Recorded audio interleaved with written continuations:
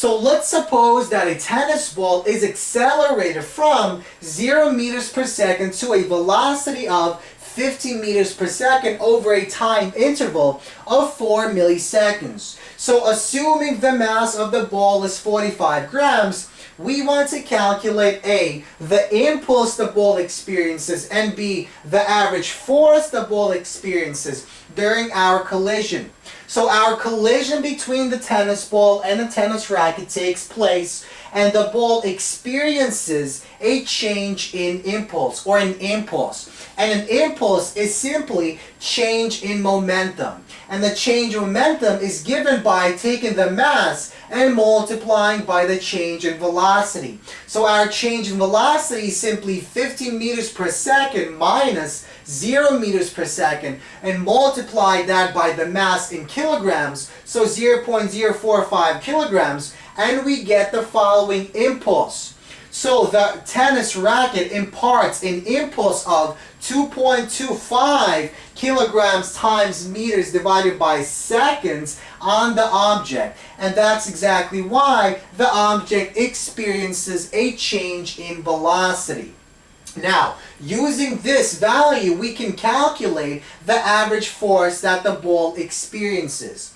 Now, before the collision takes place and after our collision takes place, there is no physical force acting on the object because they're not physically touching. So that means the actual force before collision and after collision is 0. But the actual force during our collision is non-constant. It varies via the following curve. So it begins at 0, goes up to a maximum value, and goes back down to 0.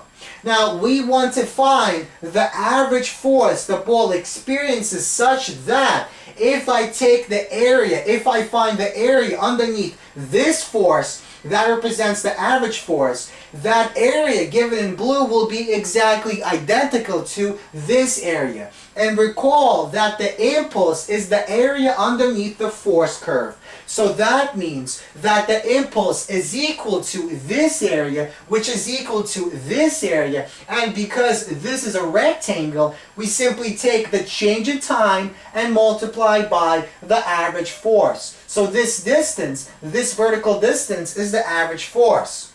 Now, we know what the change in time is. Our collision takes place during an interval of 0.004 seconds or 4 milliseconds. So we plug that in into the change in time.